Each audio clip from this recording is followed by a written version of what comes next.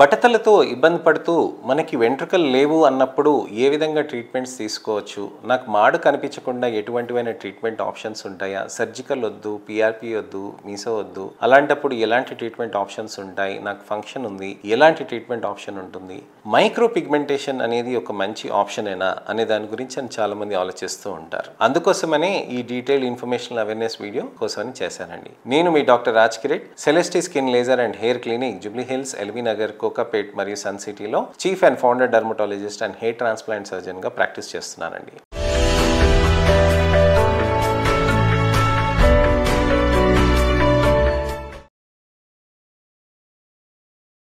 బట్టతలలు వచ్చినప్పుడు చాలా మందికి ట్రాన్స్ప్లాంట్స్ అనేటివి చేసుకుంటారు.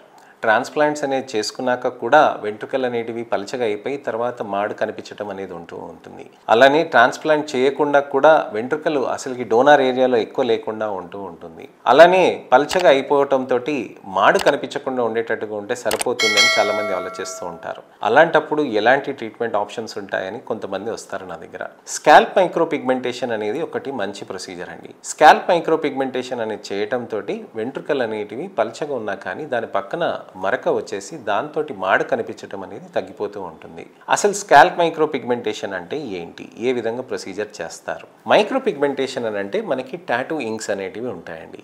ఈ టాటూ ఇంక్స్ ఇనర్ట్ మెడికల్ గ్రేడ్వి ఇంక్స్ ఉంటాయి. ఈ ఇనర్ట్ మెడికల్ గ్రేడ్ ఇంక్స్ ఏమవుతాయనంటే చర్మంలోకి అక్కడ పెట్టేయటంతో ఏమవుతుందంటే అక్కడ నల్ల నల్ల చుక్కలు అనేటివి అయిపోతూ ఉంటాయి అన్నమాట.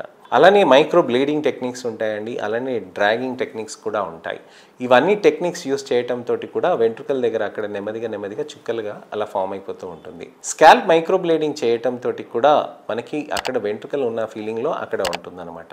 ఈ మైక్రో పిగ్మెంటేషన్ చేయటంతో చర్మంలో అక్కడ నలుపు ఉండటంతో వెంట్రుకలు అనేటివి వచ్చిన భావంలో కలిగించటంతో ఇది కెమోఫ్లేజింగ్ టెక్నిక్స్ అని అంటాం అనమాట.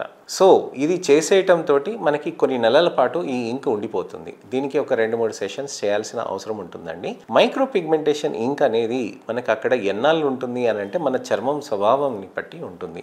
అంటే కొంతమందికి 6 నెలలు అండి, కొంతమందికి సంవత్సరం, కొంతమందికి 2.5 సంవత్సరాలు, దాదాపుగా జీవితాంతం కూడా ఉండే సందర్భాలు ఉంటాయి. అంటే ఈ ఇంక్ అనేది మనకి అక్కడ ఇమిడిపోయినప్పుడు చర్మం లోపల నుంచి అది కరగదీయనప్పుడు అది మనకి అక్కడ ఉండిపోతూ ఉంటుంది. సో ఈ ఇంక్స్ అక్కడ ఉండిపోవటంతో మనకి అక్కడ క్యామోఫ్లేజ్ అనేది అవుతూ ఉంటుంది. సో మీరు ఇక్కడ గమనిస్తే తనకి వెంట్రుకలు అనేటివి చాలా పలుచగా ఉండే, తనకి ట్రాన్స్ప్లాంట్ చేయించుకోవాలని లేకుండే అనమాట. అలాంటప్పుడు మేము ఏం చేసామనంటే ఇక్కడ అంతా మొద్దుబార్చే క్రీమ్ పెట్టేసి చిన్నగా ఇక్కడంతా ఇంక్ అంతా పెట్టేసామన్నమాట. సో ఇలా స్కాల్ప్ మైక్రో పిగ్మెంటేషన్ చేయటంతో ఏమవుతుందనంటే ఇక్కడ వెంట్రుకలు అనేటివి అక్కడ పల్చగా ఉన్న దగ్గర కూడా మనకి మంచిగా ఉన్నట్టుగా కవర్ అయిపోతుంది అనమాట. సో ఇంత మాడు కనిపించేది ఈ విధంగా తక్కువగా కనిపిస్తూ ఉంటుంది. సో ఇలా కూడా వెనుకాలకు కూడా వెంట్రుకలు మరీ డోనార్ ఏరియా ఏది లేకుండే అండి, తనకి విపరీతంగా పల్చగా ఉండే అనమాట డోనార్ ఏరియా. సో డోనార్ ఏరియాకి మనం ట్రాన్స్ప్లాంట్ చేసినా కానీ కొద్ది భాగం మాత్రమే కవర్ చేయగలుగుతాం. అలాంటప్పుడు ఏం చేయాలి అని అంటే ఇక్కడ మైక్రో పిగ్మెంటేషన్ అనేది ఈ విధంగా చేసామన్నమాట. సో మైక్రో పిగ్మెంటేషన్ చేయటంతో మరీ మాడు అంత విపరీతంగా కనిపించకుండా తక్కువగా కనిపిస్తూ ఉంటుందన్నమాట. ఇప్పుడు ఆడవాళ్ళకి పల్చగా అయిపోతూ ఉంటుందండి పాపిట ఇక్కడంతా.